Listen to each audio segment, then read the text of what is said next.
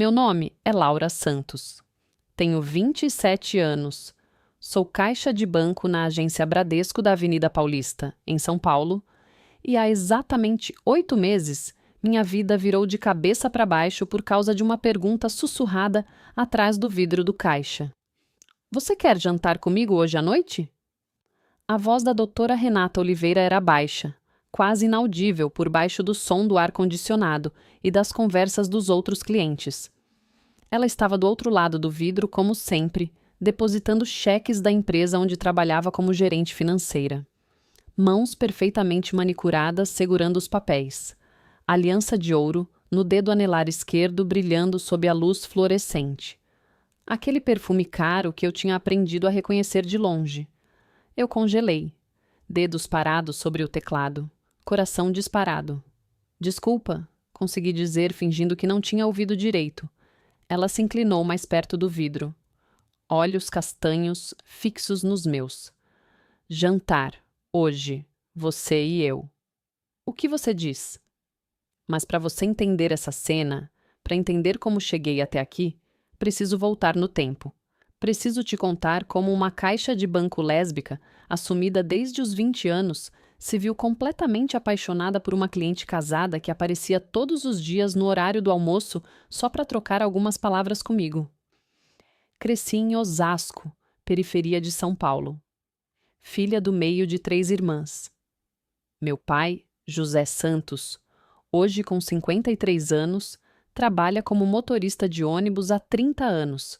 Acordava às 4 da manhã todos os dias. Voltava para casa às 7 da noite, mãos calejadas de tanto segurar o volante. Mas sempre encontrava energia para brincar com a gente quando chegava. Minha mãe, Regina Santos, 50 anos, é auxiliar de limpeza em um prédio comercial na Avenida Faria Lima. 5 da manhã ela já estava de pé, preparando café, arrumando marmitas, nos acordando para a escola. Trabalhava até às 3, corria para casa, fazia janta, ajudava com lição de casa. A gente nunca teve muito dinheiro. Morava num apartamento de 2 quartos em conjunto habitacional. Eu dividia quarto com minhas 2 irmãs. 3 camas de solteiro espremidas. Mas nunca faltou comida na mesa. Nunca faltou amor dentro de casa. Meu pai dizia sempre: a gente é pobre de dinheiro, mas rico de família. Minhas irmãs, Amanda, de 32 anos, casada, 2 filhos, morando em Carapicuíba, e Júlia, de 23, fazendo faculdade de pedagogia, morando ainda com meus pais, sempre foram minhas melhores amigas e maiores apoiadoras em tudo. Sempre soube que era diferente das outras meninas. Desde muito pequena. Tinha 6 anos quando percebi pela primeira vez.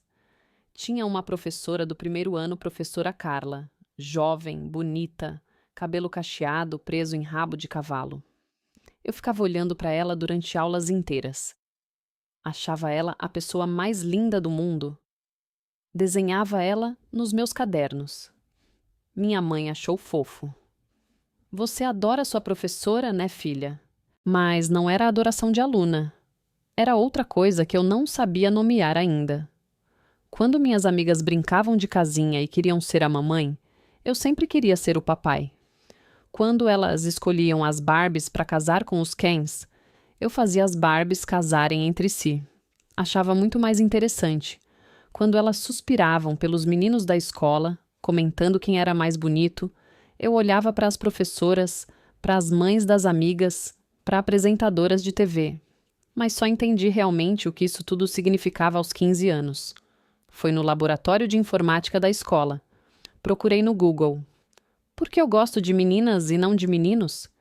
E descobri a palavra lésbica. Li definição, li histórias, li sobre orientação sexual. E tudo, absolutamente tudo, fez sentido de repente. Não estava errada, não estava doente, apenas era gay. Chorei de alívio naquele dia no laboratório. A professora de informática veio perguntar se estava tudo bem. Disse que sim, mas pela primeira vez em anos realmente estava. Contei para minha família aos 20 anos. Guardei segredo por 5 anos completos. Namorei 2 garotos no ensino médio só para manter aparências. Bruno aos 16, Felipe aos 18. Beijava eles e sentia nada, absolutamente nada, até nojo às vezes, mas fingia, sorria. Fingia ser a namoradinha certinha que todo mundo esperava. Aos 20, não aguentava mais. Foi num domingo de junho, depois do almoço, feijoada tradicional da minha mãe, mesa cheia, todo mundo reunido. Eu tinha ensaiado por semanas o que ia dizer, escrito e reescrito no caderno. Mas quando chegou a hora, tudo o que consegui foi: pai, mãe, irmãs, preciso falar uma coisa importante. Minha mãe limpou as mãos no avental. O que foi, filha? Está grávida? Não, mãe. É sobre quem eu sou. Meu pai desligou a TV. Todos me olharam. Eu estava tremendo tanto que mal conseguia manter o copo de suco na mão sem derramar. Eu sou lésbica. Gosto de mulheres. Sempre gostei. E não consigo mais fingir que não. O silêncio que seguiu foi ensurdecedor. 15 segundos que pareceram 15 horas. Minha mãe começou a chorar, lágrimas descendo pelo rosto sem parar. Meu Deus, Laura, por quê? Não é escolha, mãe, é quem eu sou. Mas como? Você namorou meninos, você... Eu menti. Pra mim mesma, pra vocês, pra todo mundo. Mas não aguento mais mentir. Meu pai ficou sentado, olhando para as próprias mãos. Sem falar, sem me olhar. Amanda se levantou e me abraçou forte. Eu já sabia. Faz tempo. Só estava esperando você estar pronta para falar. Como você sabia? Jeito que você olhava para suas amigas. Jeito que nunca parecia feliz com namorados. Te conheço, maninha. Júlia, com só 15 anos na época, veio e me abraçou também. Chorou junto comigo. Você ainda é minha irmã. Isso não muda nada. Mas minha mãe não parava de chorar. As pessoas vão te machucar, Laura. Vão te julgar. Vão te discriminar. Eu não quero isso pra você. Eu sei, mãe, mas viver mentindo dói mais. Meu pai finalmente levantou os olhos. Vermelhos. Ele tinha chorado também, percebi. Vem cá. Ele abriu os braços. Me abracei nele. Ele me segurou forte e sussurrou no meu ouvido. Você é minha filha. Isso não muda. Eu te amo. Só preciso de tempo para entender. Não foi perfeito depois disso. Minha mãe passou meses tendo crises de choro aleatórias. Via ela chorando no quarto, pensando que eu não percebia. Perguntava onde tinha errado, o que podia ter feito diferente. Levou tempo para ela entender que não era sobre ela, não era culpa dela, era só quem eu era.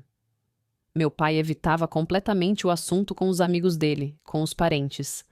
Quando alguém perguntava se eu tinha namorado, ele mudava de assunto. Demorou 2 anos para ele conseguir dizer em voz alta: minha filha é lésbica. Mas eles tentaram. Foram em grupos de pais de LGBT na igreja, leram livros, assistiram vídeos, conversaram com psicólogos. E com o tempo, não só aceitaram, abraçaram. Hoje minha mãe pergunta sobre minhas namoradas com interesse genuíno. Quer saber detalhes. Quer conhecer.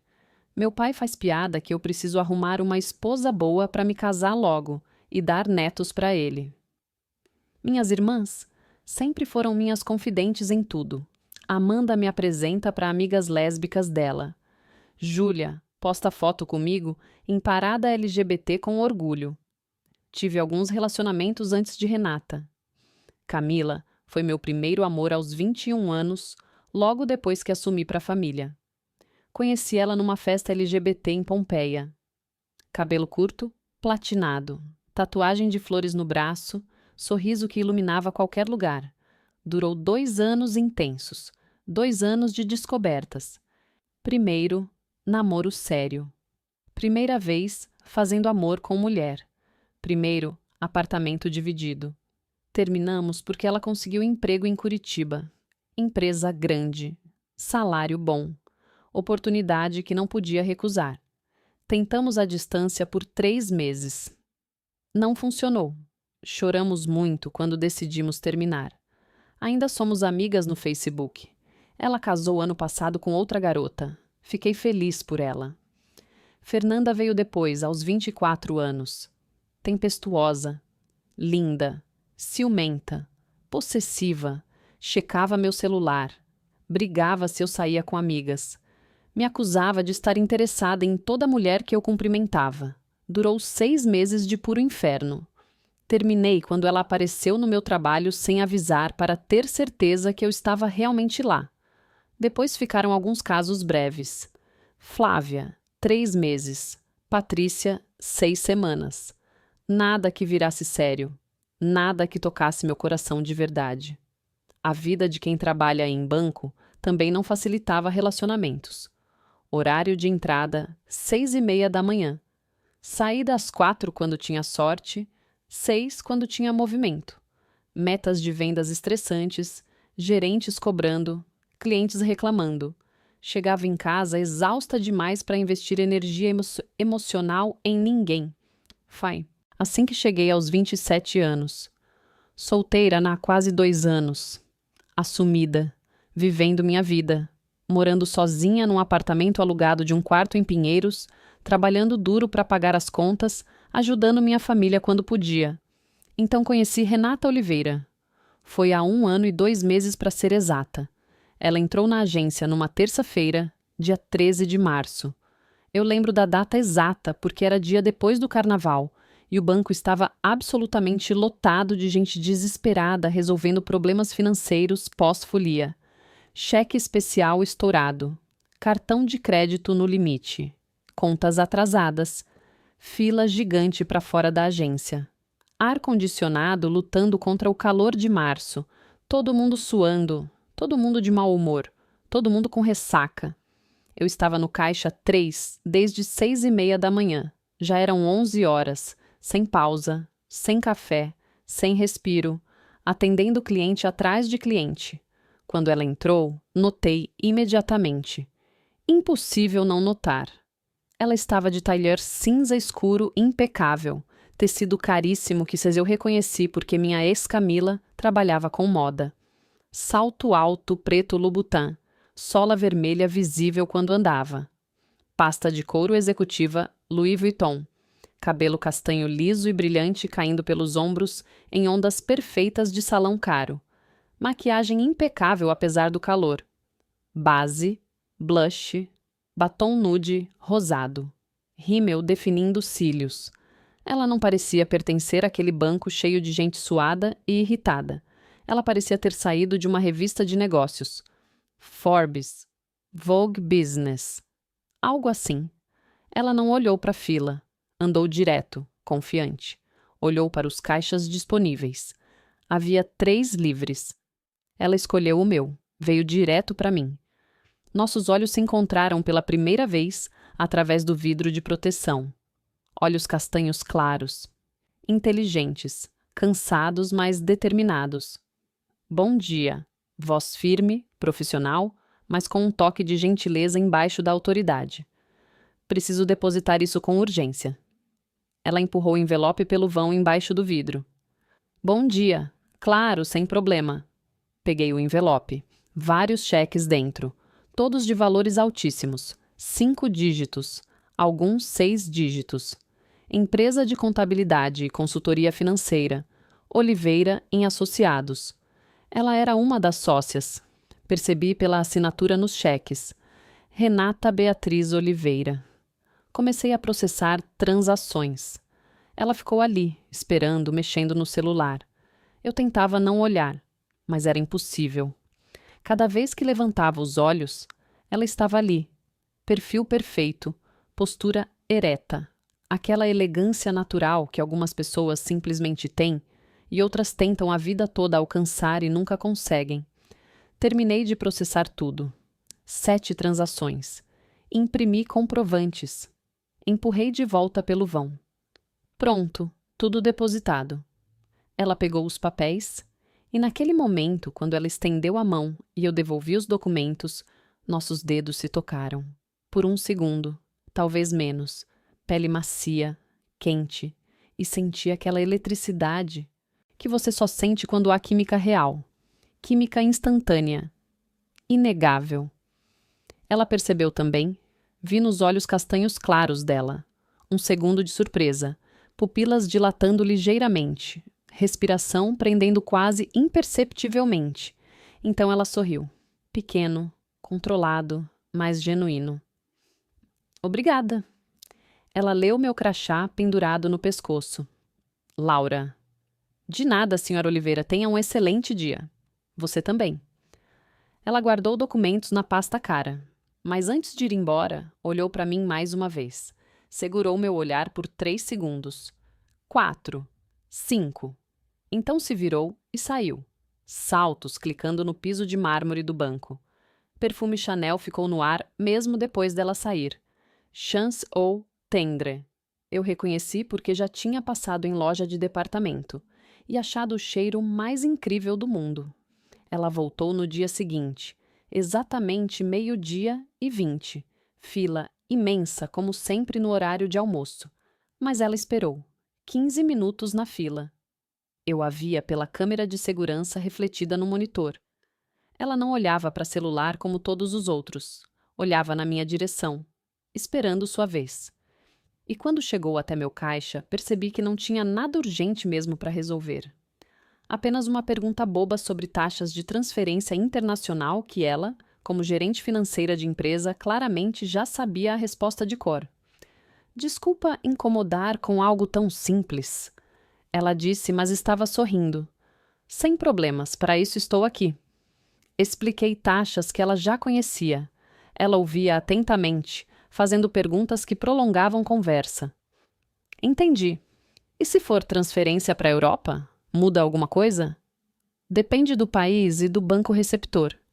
Interessante. Você trabalha as PESN aqui há muito tempo? 5 anos, desde os 22. Gosta? Dei de ombros honestamente. Paga contas, mas não é minha paixão.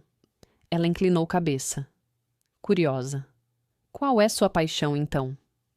Isso virou rotina nos dias seguintes. Todos os dias úteis. 12:20 sem falta. Renata Oliveira aparecia. Às vezes tinha transações reais, depósitos, saques, transferências empresariais. Às vezes eram desculpas transparentes. Dúvidas sobre investimentos que gerente dela poderia responder. Questões sobre limites de cartão empresarial. Reclamações sobre aplicativo do banco que claramente eram fabricadas só para ter motivo de estar ali. Sempre algo que a fazia ficar parada no meu caixa por 5 minutos. 10 quando tinha sorte. 15 quando tinha muita sorte. E conversávamos sobre tudo. Começou o profissional. Ela me contava sobre o trabalho dela. Tenho 3 sócios, 2 homens. Eles me tratam como secretária, mesmo eu tendo mais experiência que os 2 juntos. Desabafava sobre clientes difíceis. Ontem gastei 4 horas explicando para empresário que ele não pode sonegar imposto. Ele não quis acreditar. Sobre desafios de ser mulher em área dominada por homens. Reunião semana passada, cliente novo, dirigiu todas. Perguntas para meus sócios homens. Ignorou completamente quando tentei falar. Tive que ser agressiva para ser ouvida. Eu contava sobre correria do banco. Ontem atendi 120 clientes. 120. Minha meta é 80, mas faltou gente. Sobre clientes engraçados. Teve um senhor de 70 anos que tentou me pedir em casamento porque fui educada com ele. Sobre metas impossíveis. Gerente quer que eu venda 10 cartões de crédito por semana, mas a maioria dos clientes já tem ou não quer. Como eu vou empurrar? Você merece coisa melhor, ela disse um dia. É talentosa demais para ser só caixa de banco. Talentosa em quê? Não sei ainda, mas vejo em você algo especial. Comecei a reparar em detalhes. A aliança de casamento, o perfume Chanel que ela usava, o jeito como ela mordia o lábio inferior quando estava pensando, como ela sempre escolhia meu caixa mesmo quando outros estavam livres, como ela sorria quando me via. 3 meses depois, já éramos amigas? Não sei bem o que éramos, mas conversávamos sobre coisas além de banco. Ela me contava sobre o trabalho dela, os clientes difíceis, os desafios de ser mulher em área dominada por homens. Eu contava sobre a correria do banco, os clientes engraçados, as metas impossíveis que a gerência colocava. Você é nova para trabalhar em banco, ela comentou um dia. 27. Trabalho aqui desde os 22, 5 anos já. Você quer fazer isso a vida toda? Dei de ombros. Não sei, paga as contas, mas não é meu sonho, sabe? Qual é seu sonho? Ninguém nunca tinha me perguntado isso. Fotografia. Eu adoro fotografar. Tenho um Instagram onde posto minhas fotos. Nada profissional, mas me faz feliz. Ela sorriu. Me manda. Quero ver. Mandei. Ela seguiu no mesmo dia.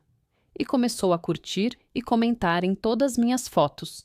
Fotos de São Paulo, do pôr do sol na Paulista, das ruas de Pinheiros, de flores em parques. Ela comentava coisas bonitas, elogiava meu olhar artístico. 6 meses depois do nosso primeiro contato, eu estava completamente apaixonada. Sabia que era loucura. Ela era cliente, era casada, provavelmente era hétero. Mas meu coração não ligava para a lógica. Até que um dia, 7 meses depois de nos conhecermos, ela chegou diferente. Olhos vermelhos, maquiagem um pouco borrada, como se tivesse chorado e retocado às pressas. Renata, você está bem? Perguntei baixinho, olhando ao redor para ter certeza que ninguém estava prestando atenção. Estou. Só um dia difícil. Quer falar sobre isso? Ela olhou para mim, realmente olhou, com uma intensidade que me fez esquecer de respirar. Não aqui, não agora. Tudo bem, mas se precisar conversar... Você daria seu número? Ela perguntou de repente. Para eu te mandar mensagem se precisar. Meu coração quase saiu pela boca. Claro. Escrevi meu número num papel pequeno discretamente. Passei para ela junto com o comprovante. Ela mandou mensagem naquela mesma noite. Oi, Laura, é a Renata. Desculpa te incomodar fora do expediente. Não incomoda. Tudo bem com você? Posso ligar? Claro. Meu celular tocou 2 minutos depois. Atendi no primeiro toque. Oi. Oi. A voz dela estava cansada. Desculpa, eu só... Precisava ouvir uma voz amiga. O que aconteceu? Silêncio longo. Então, meu casamento está acabando. Já acabou, na verdade. Só estamos mantendo as aparências. Renata, eu me casei aos 24 anos com Marcelo. Ele é advogado, bem-sucedido, bonito, no papel perfeito. A gente morou junto por 2 anos antes de casar. Parecia que funcionava. Nos casamos. Compramos casa em Moema, construímos carreiras. Mas há anos que a gente não tem nada além de... conveniência. Vocês tentaram terapia de casal? Tentamos ano passado, foram 6 sessões. Na última, a terapeuta olhou para mim e perguntou: Renata, você ama esse homem? E eu não consegui responder. Ficamos em silêncio por 15 minutos. Depois ele se levantou e saiu. Nunca mais voltamos. E por que vocês ainda estão juntos? Medo, conveniência, a casa, as finanças, a imagem. Somos o casal perfeito para amigos e família. Ninguém sabe que dormimos em quartos separados há 3 anos, que mal conversamos, que somos apenas colegas de casa. Renata, isso não é vida. Eu sei. Ela respirou fundo. Laura, posso te perguntar uma coisa? Claro. Você namora alguém? Meu coração parou. Não, estou solteira há 2 anos. E quando você namora, é com mulheres? Silêncio. Pesado. Ela sabia. Claro que sabia. Meu Instagram tinha fotos minhas em paradas LGBT, com ex-namoradas. Era óbvio. Sim, sou lésbica. Há quanto tempo você sabe? Desde sempre, mas assumi aos 20 anos. Como foi? Contar para a família? Amigos? Difícil, minha mãe chorou muito. Meu pai ficou quieto, mas no final, me aceitaram. Hoje está tudo bem. Você tem sorte. A voz dela quebrou. Eu nunca tive essa coragem. Meu mundo parou. Renata, você... Eu não sei o que eu sou, Laura. Passei a vida inteira sendo o que esperavam de mim. Filha perfeita, aluna perfeita, esposa perfeita. E em algum lugar no meio disso tudo, esqueci de perguntar o que eu queria, o que eu sentia. E o que você sente agora? Silêncio muito longo. Então, num sussurro.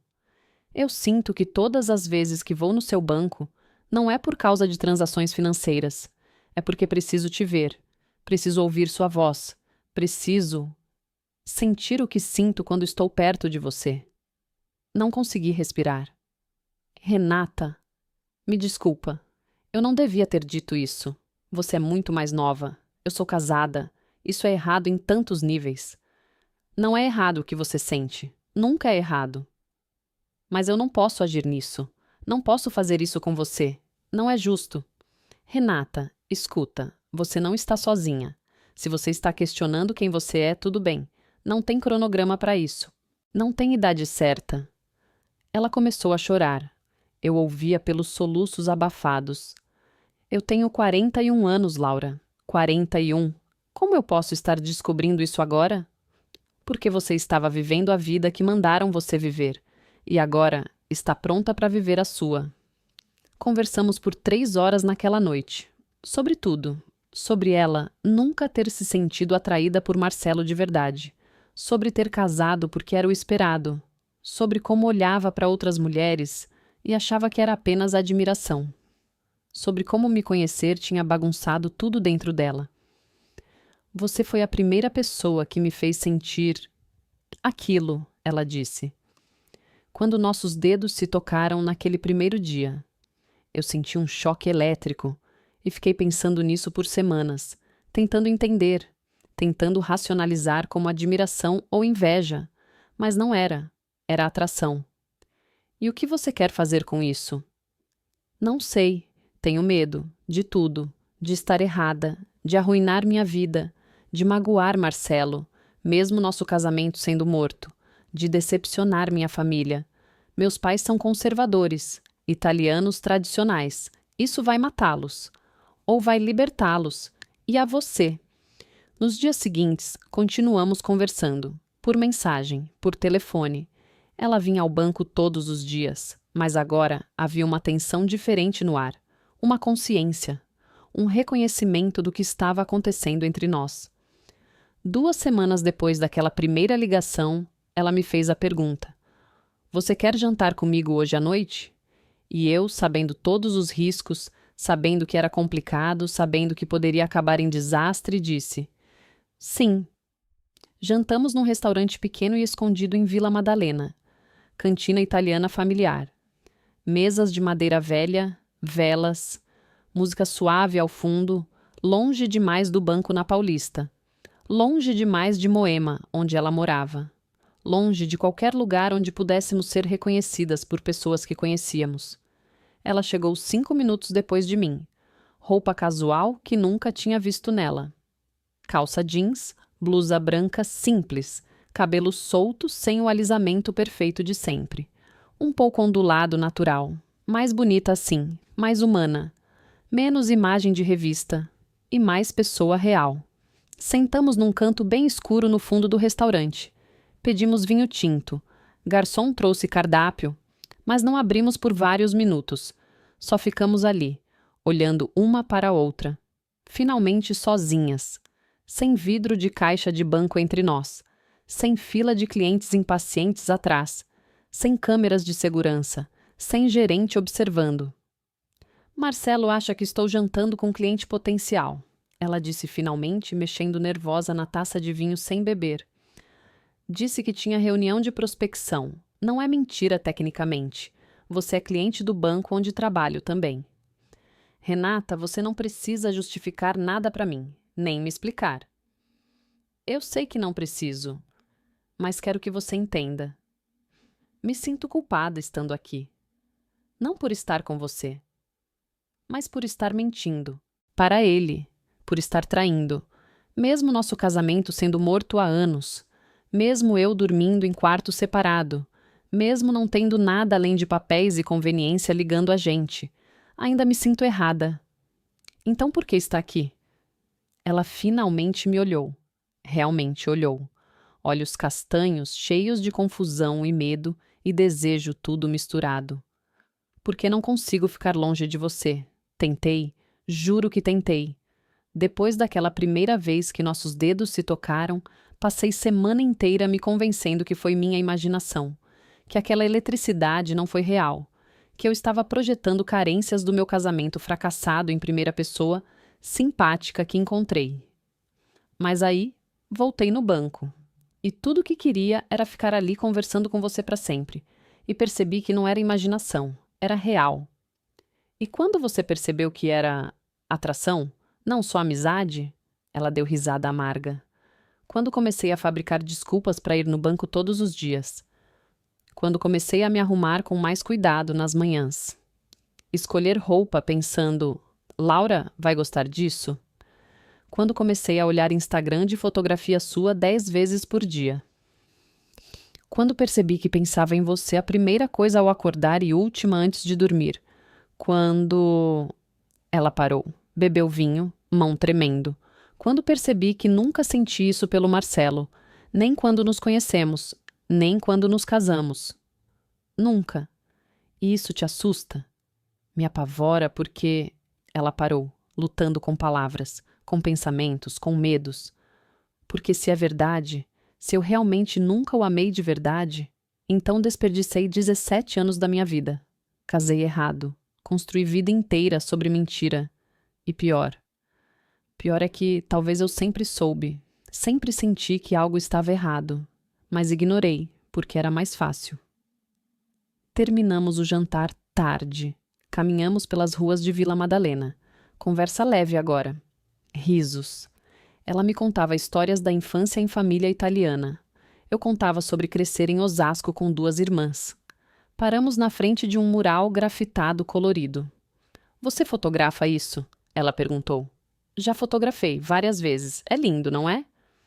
É, mas eu estava olhando para você. Nos viramos uma para outra, tão perto. Eu podia sentir a respiração dela, ver as linhas finas ao redor dos olhos castanhos, o batom um pouco desgastado.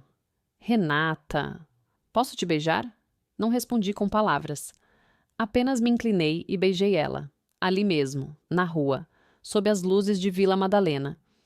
Meu primeiro beijo com ela foi tudo o que imaginei e mais. Suave, urgente, assustado, perfeito. Quando nos separamos, ela estava chorando. Meu Deus, Laura, eu nunca... Está tudo bem. Não está. Eu tenho 41 anos e nunca beijei uma mulher até agora. Nunca senti isso. E como você se sente? Aterrorizada e completamente viva. Começou assim nosso relacionamento secreto e impossível. Encontros escondidos quando Marcelo viajava a trabalho. Sempre em lugares onde ninguém que conhecíamos frequentava. Restaurantes em bairros distantes. Parques longe de tudo. Sessões de cinema em shopping do outro lado da cidade. Jantares tarde da noite em Vila Madalena ou Pinheiros. Caminhadas sem destino pelas ruas desertas. Mensagens apagadas imediatamente depois de ler. Ligações tarde da noite quando Marcelo já estava dormindo. No banco durante o dia, éramos completas estranhas. Ela era apenas mais uma cliente. Eu apenas caixa educada prestando serviço. Fila de gente entre nós. Vidro de proteção separando. Profissionais, distantes. Ninguém suspeitava de nada. Mas longe de olhares e julgamentos, éramos nós. Renata descobrindo pela primeira vez na vida quem realmente era por baixo de todas as expectativas. Eu ajudando ela a navegar território completamente desconhecido e aterrorizante. Beijamos mais vezes. Sempre com cuidado. Sempre escondidas. Beijo rápido em rua escura. Beijo longo em banco de praça vazio. Beijo desesperado antes dela ir embora para casa e mentira. Ficamos mais próximas emocionalmente. Conversas profundas sobre tudo. Sobre infância. Sobre sonhos. Sobre medos. Sobre arrependimentos. Mas Renata tinha muito medo de ir além dos beijos. Medo de sexo.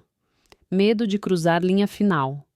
Medo de realmente tornar real sua traição ao casamento morto, mas ainda oficial. Eu nunca estive com uma mulher dessa forma. Ela disse uma noite quando estava na sala do meu apartamento pela primeira vez. 3 meses depois do primeiro jantar. Marcelo viajando para São Paulo interior. Ela tinha dito que ia visitar prima doente em Campinas. Mais uma mentira. E eu ainda sou tecnicamente casada no papel.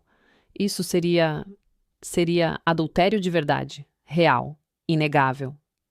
Renata, você não precisa fazer absolutamente nada que não queira. Nunca. Podemos só ficar aqui conversando, assistindo filme, sendo nós. Mas eu quero. Muito. Eu quero sentir como é. Quero saber se é tão diferente quanto imagino. Só tenho muito medo de não saber fazer direito, de decepcionar você, de ser horrível nisso.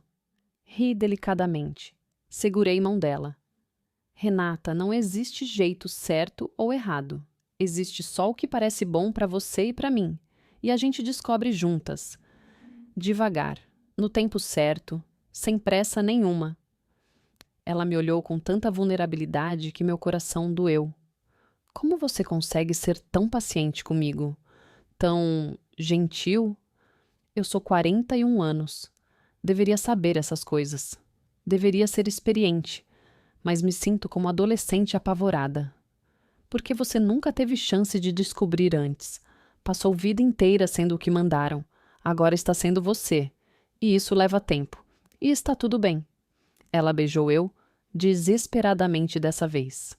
E naquela noite, lentamente, com muito medo, mas também muito desejo, Renata teve sua primeira experiência sexual completa com uma mulher. Foi bonito e hesitante e vulnerável e intenso. Ela chorou depois. Muito. Não de tristeza, de alívio, de libertação. De finalmente entender algo sobre si mesma que sempre esteve ali, mas nunca permitiu reconhecer. Depois, deitadas no meu sofá, ela chorou. Como eu vivi 41 anos sem saber que podia ser assim? Você estava vivendo a vida que te ensinaram, agora está vivendo a sua. Se você está ouvindo isso e alguma parte da minha história está tocando seu coração, eu deixei um material completo no comentário fixado que pode te ajudar nessa jornada. 2 meses passaram naquele ritmo insustentável. 2 meses intensos de amor secreto, mas também de culpa crescente. 2 meses completamente impossíveis. Renata ainda morava com Marcelo naquela casa enorme e fria em Moema. Ainda dormia sob mesmo teto, mesmo que em quartos opostos, nas pontas opostas do corredor.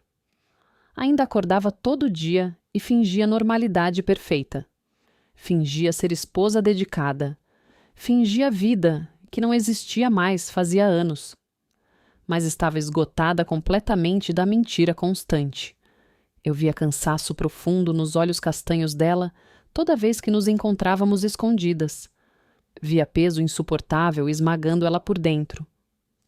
Preciso contar verdade para ele. Ela disse uma noite de quinta-feira. Não aguento mais viver assim dividida, mentindo todo segundo. E você vai mesmo? Sim, amanhã sexta, quando ele voltar do escritório. Vou falar tudo. Vou pedir divórcio oficialmente. Vou acabar com essa farsa de uma vez por todas. Na noite seguinte, sexta-feira, meu telefone tocou exatamente 9h30 da noite. Era Renata, chorando tanto que mal conseguia falar palavras completas entre soluços. Ele sabe, Marcelo sabe de absolutamente tudo. De você, de nós, de cada detalhe. Como ele descobriu? Pegou meu celular quando fui tomar banho rápido, desbloqueou não sei como, leu todas nossas mensagens, tudo, cada palavra de amor, cada plano nosso. Quando saí do banheiro, ele estava esperando com o celular na mão e cara de ódio puro. Começou a gritar, jogou o celular na parede, quebrou completamente, gritou coisas horríveis, me chamou de nomes que não consigo nem repetir em voz alta, quebrou o vaso que era da minha avó, rasgou foto de casamento, disse que sempre soube que eu era anormal, doente mental, pervertida. Meu Deus, Renata, onde você está agora? No carro estacionado em posto de gasolina. Joguei roupas em mala, peguei documentos, chaves, saí correndo. Ele gritava que ia me destruir completamente, contar para a família toda, clientes, sócios, todo mundo. Vem pra cá, por favor. Ela apareceu na minha porta 20 minutos depois, olhos vermelhos, roupa amassada, mala de viagem na mão. Entrou e desabou no chão. Chorou nos meus braços por 1 hora seguida. Ele disse que vai me destruir. Vai contar para minha família, para meus pais, vai espalhar para todo mundo que trabalha comigo. Deixa ele tentar, a verdade já está fora. Laura, você não entende? Minha família, eles vão me deserdar. Meus pais são ultraconservadores, igreja todo domingo. Valores tradicionais. Quando meu primo se assumiu gay, eles cortaram relação com ele. Não falam com ele há 10 anos. Então talvez eles não mereçam você. Ela ficou na minha casa naquela noite. E na seguinte, e na outra. 1 semana virou 2. Marcelo mandava mensagens ameaçadoras, exigindo que ela voltasse, prometendo processo de divórcio brutal, dizendo que ia tomar tudo dela. Renata contratou advogado, pediu divórcio oficial. Começou o processo de separação de bens. Foi guerra. Marcelo se recusava a vender a casa, bloqueava contas conjuntas, espalhava mentiras sobre ela ter caso extraconjugal. Pior, cumpriu a ameaça. Contou para os pais dela, para a família toda. A mãe de Renata ligou chorando, gritando.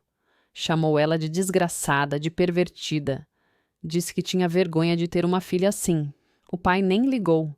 Apenas mandou mensagem dizendo: "Você não é mais minha filha." Renata estava destruída. Perdeu família, perdeu casa, perdeu segurança financeira. Estava morando no meu apartamento minúsculo, dormindo no meu sofá porque eu não tinha espaço para a cama de casal. Sua vida perfeita tinha desmoronado. Eu arruinei tudo, ela disse, sentada no chão da minha sala, 3 semanas depois de sair de casa. Perdi minha família, perdi minha casa, minha vida. Mas você se encontrou. Isso vale alguma coisa? Vale.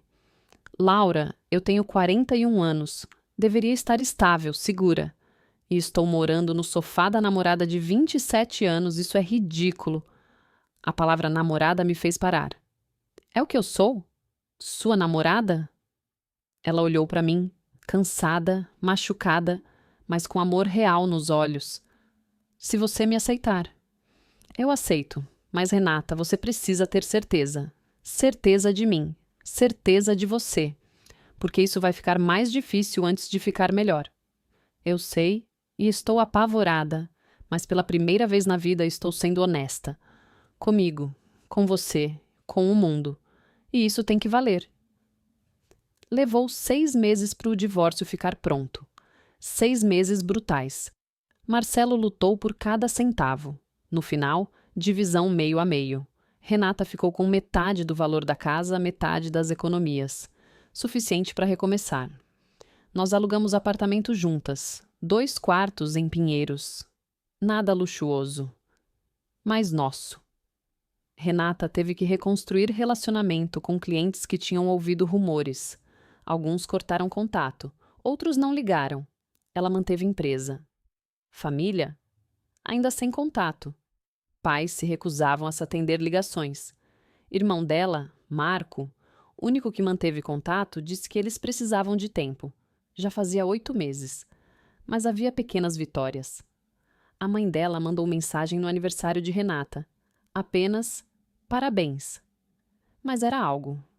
Hoje, 8 meses depois daquela primeira pergunta sussurrada atrás do vidro do caixa, moramos juntas. Renata, de 42 agora. Eu, de 28.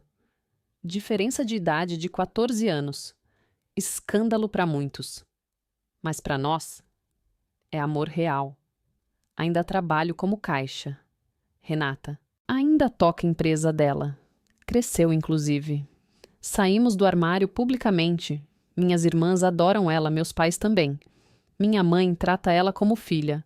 Meu pai faz piada que finalmente arrumei esposa boa. Família de Renata? Marco veio jantar mês passado. Pediu desculpas por demorar. Disse que está tentando mediar com pais, que talvez no Natal eles aceitem encontro. Talvez. Ontem Renata entrou no banco, não como cliente dessa vez. Me levou ao almoço, beijou ela na frente de todo mundo. Meu gerente revirou os olhos, mas sorriu. Colegas aplaudiram. Cliente idosa na fila disse, que lindo, em voz alta. À noite, em casa, ela me abraçou por trás enquanto eu cozinhava. Obrigada. Por quê? Por ter paciência comigo, por me ajudar a me encontrar, por esperar enquanto eu explodia a minha vida. Me virei, beijei ela. Obrigada por ter coragem de viver sua verdade. Se você está lendo isso e se identificou com alguma parte da minha história, quero que saiba. Descoberta não tem idade. Renata tinha 41 quando finalmente se permitiu questionar. 41 quando beijou uma mulher pela primeira vez. 41 quando destruiu vida inteira para reconstruir do zero. Custou caro. Ela perdeu família, perdeu casa, perdeu segurança que construiu durante 20 anos. Mas ganhou liberdade, ganhou amor verdadeiro, ganhou a si mesma. Amor não acontece no cronograma que planejamos. Não respeita idade, não respeita conveniências sociais, não liga para o que é esperado. Só precisa de honestidade, de coragem, de vontade de viver verdade em vez de mentira confortável. Renata tem 42, eu 28, 14 anos de diferença. Para muitos, escândalo. Para nós, apenas números. O que realmente importa de verdade é que quando acordo de manhã, vejo o rosto dela no travesseiro, relaxado, em paz, finalmente em paz. E quando ela me olha, vejo mulher que se atreveu a recomeçar, a desafiar tudo, a escolher felicidade sobre aprovação. Nunca é tarde para se descobrir, para se aceitar, para amar de verdade. 41, 28, 50, 60. Não importa. Coragem não tem idade. E amor verdadeiro sempre vale a pena. Se essa história tocou você de alguma forma, eu preparei um material completo no comentário fixado com recursos, reflexões e orientações práticas para quem está vivendo essa jornada de autodescoberta. Você não está sozinha.